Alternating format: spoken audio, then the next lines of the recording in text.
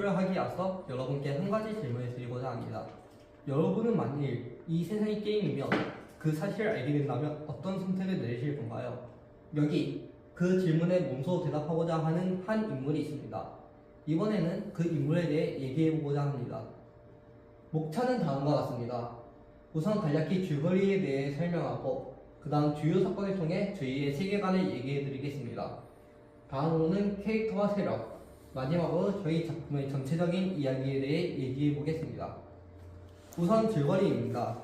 바벨탑의 이야기를 간략히 얘기하자면 세상의 진실을 알게 된 소년이 신들로부터 자유를 되찾고자 떠나는 여정입니다. 소년은 그 여정에서 여러 인물들을 만나게 됩니다. 그들과 갈등을 겪고 고뇌를 하며 시련을 극복하고 나아가 여정 끝에 자신만의 답을 찾는 것, 그것이 저희 작품의 핵심이라 할 수 있습니다. 다음으로는 주요 사건입니다. 아무것도 없는 허무의 공간, 그곳에는 절대적이고 전지전능한 신들이 있었습니다. 신들은 무료함을 해소하고자 세상을 창조하였고 그곳의 피조물, 즉 인간들을 통해 자신들의 무료함을 극복하고자 하였습니다. 그러나 이는 오래가지 못하였습니다. 그렇게 신이 세상을 버리게 되며 모든 비극이 시작되고 말았죠.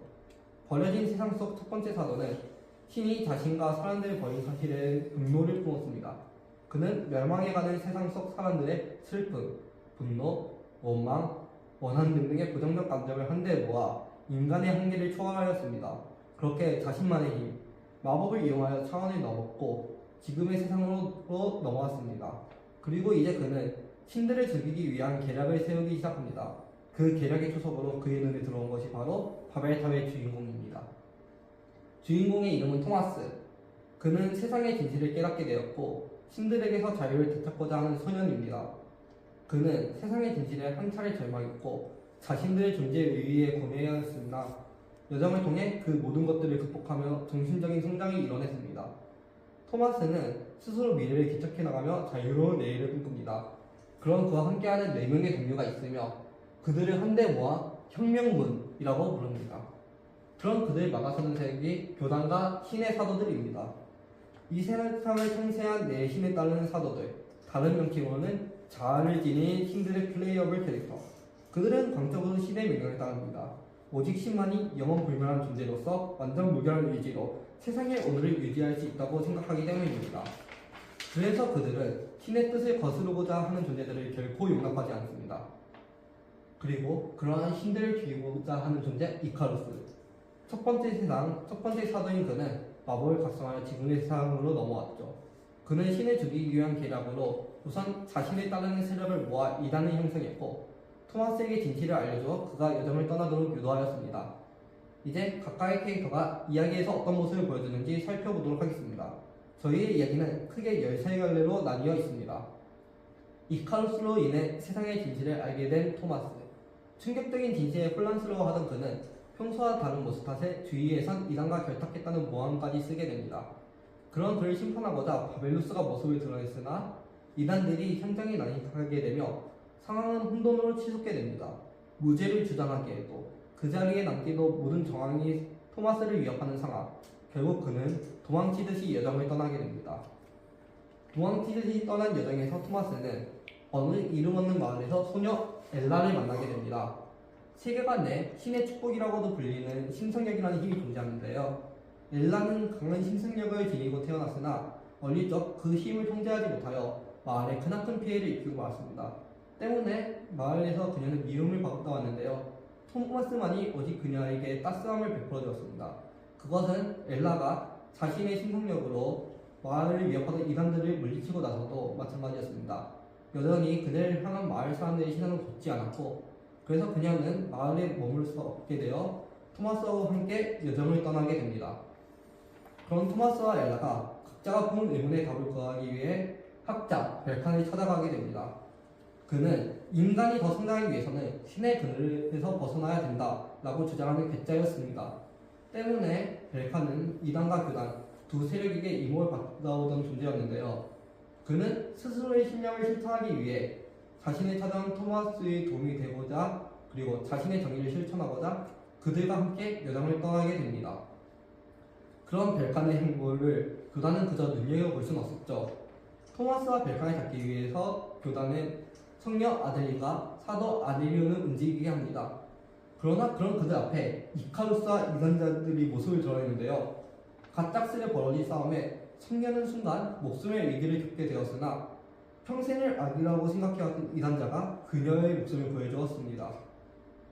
이단이 자신이 구해줬다는 사실에 평생의 정의가 흔들리게 된 성녀 아델리, 그리고 평소 이단들의 행보에 의문을 품고 있었고 자신들의 행위에 죄의식을 느끼고 있던 이단자 마리사, 각자 자신의 세력에 회의감을 느끼게 된 두 사람은 자신의 세력으로 복귀하는 것이 아닌 이내 현장의 모습을 드러낸 토마스와 함께 요정을 떠나게 됩니다. 그렇게 순조로워 보이던 그들의 요정 앞에 강대한 시련, 검의 신의 사도 카이로스가 모습을 드러냅니다. 점차 세력이 불어나 결코 무시할 수 없는 존재가 된 혁명군을 카이로스가 심판하고자 검을 매섭게 휘두릅니다. 그의 검 앞에 토마스 일행은 손수무책이었는데요. 제 아무리 발버둥쳐도 패배하는 결과를 결코 지어낼 수 없었습니다. 이에 의문을 품는 토마스에게 카이로스가 대답하였습니다. 이 모든 것들은 이미 신이 정해놓은 안배에 불과하고 너희는 그저 이에 따라 움직이는 꼭두가시 인형에 불과하다고. 한 차례 패배한 토마스의 일행은 깊은 고뇌에 빠지게 되었습니다.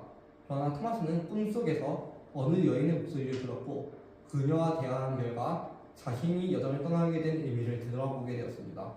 그렇게 토마스가 기운을 차리자 다른 일에도 덩달아 기운을 되찾게 되었습니다.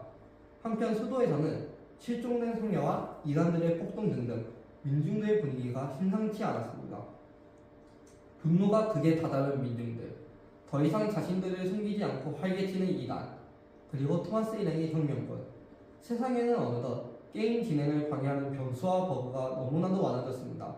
때문에 신들은 이 혼란스러운 세상, 즉 게임에 서서히 정이 떨어지기 시작했고 사도들을 이용해 이번 게임을 빨리 끝내고자 하였습니다. 그러한 신의 뜻을 전달하는 사도들은 민중이나 이단, 두 세력을 남을 것 없이 전부 파멸을 이끌어가기 시작합니다. 오로지 자신의 신의 승리로 이끌기 위해서요. 민중들이 바뀐 사도들의 모습에 절망하던 차이나 누군가 그들 앞을 막아서기 시작합니다. 네, 바로 혁명군 토마스 일행입니다. 엘라, 벨칸, 그리고 아델린과 마리사, 그들은 각각 사도들을 막아서며 자신이 품던 의문에 해답을 내놓습니다. 더 이상 흔들리지 않는 굳센 의지와 모두가 헛수고라고 여기던 그들의 여정이 그들이 사도들을 막아설 수 있게 힘을 보태어 주었습니다. 그들은 각자 사도들을 막아서며 반드시 토마스가 이 사태를 해결할 수 있으리라 믿으며 시간을 끌기 시작합니다. 그리고 모두의 기대를 품고 토마스는 자신을 기다리고 있던 마의 신의 사도 바빌루스와 마주하게 됩니다. 토마스와 바빌루스는 서로의 모든 것을 건 전투를 벌이게 됩니다. 거기서 드러나는 반전. 사실 과거에도 토마스처럼 신에게서 세상의 자유를 되찾고자 하던 인물이 있었습니다. 그녀의 이름은 세리아. 과거 그녀의 연인이었던 바빌루스는 오랜 시간이 지나 그녀와 같은 답을 들고 자신의 앞에 나타난 토마스를 보고 순간 흔들리게 됩니다. 굳센 의지와 흔들리는 마음, 그 차이가 두 사람의 승패를 나누게 되었습니다. 그러나 승리했다는 사실에 잠시 한숨을 돌릴 틈도 없이 잠잠했던 이카루스가 세상의 어둠을 몰고 왔습니다. 그는 토마스 앞에 모습을 드러내며 자신의 모든 계략이 거의 다 완성되었다고, 이제 마지막 한 조각만 남았다면서 토마스를 가리킵니다. 이카루스는 이제 토마스를 죽이고 그의 정신에 신을 강제로 강신시킴으로써 신을 죽이고자 합니다. 지친 토마스는 이카루스의 맹공을 막아내며 어떻게든 그의 계략이 성공하지 못하도록 방해하고자 하지만 점차 정신이 무너져 내려가는 것을 막지 못하였습니다. 그렇게 비극을 눈앞에 둔 상황에서 토마스는 다시금 목소리를 떠납니다. 여인의 목소리, 동료들의 목소리, 그리고 자신의 목소리와 세상의 파멸을 원치 않은 민중들의 목소리까지. 그러한 모두의 목소리에 토마스는 정신을 차리고 초월을 이뤄내 마침내 토마스는 이카루스를 쓰러뜨리는 데 성공하게 됩니다. 이윽고 정신을 잃게 된 토마스는 무의식의 틈새에서 눈을 뜨게 되는데요. 그곳에서 신들을 마주하게 됩니다. 거기서 토마스는 신에게 여정의 답을 전달합니다. 이 세상은 신들의 주사위 놀이였다. 신의 축복이라 여기던 신승역은 저주이기도 하였다. 하지만 인간은 어제보다 나은 내일을 맞이할 가능성을 지녔다. 이 세상은 흙과 백만이 아니고 우리는 서로에게 상처를 주는 것만이 아닌 상처를 치료해줄 수도 있을 것이다. 이건 단순히 누군가에게 국한된 얘기가 아닌 살아가는 모든 이들에게 해당하는 얘기이다. 한 차례 무너져도 우리는 다시 일어설 수 있다. 이 세상은 더 이상 당신들의 주사위 놀이가 아니다. 과거에도 지금도 그리고 미래에도 이 의지는 끊어지지 않을 것이며 신들이 없어도 인간이 세상을 지탱할 것이다. 그 대답에 신이 무슨 생각을 했는지는 모릅니다. 다만 신은 더 이상 그들의 세상을 게임으로 여기는 것을 그만두었습니다. 토마스는 초월한 자신의 힘으로 멸망해가는 세상을 복구하며 모두에게 아름다운 내일을 가져다 줍니다. 그렇다면 잠시 토마스의 여정이 어떤 의미를 지녔는지 영상을 보도록 하죠.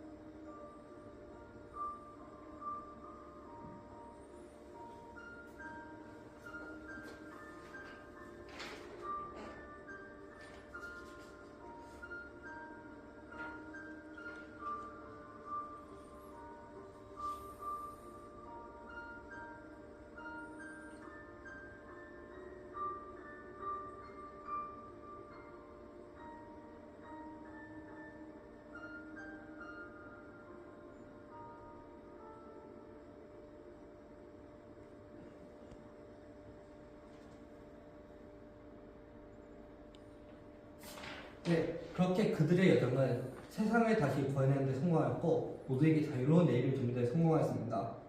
더 자세한 얘기는 저희 바벨타 네이버 블로그를 찾아가면 확인할 수 있습니다. 이상으로 저희의 발표를 마침으로써 그들의 여정에 대해 박수를 보내도록 하겠습니다. 발표를 들어주셔서 감사합니다.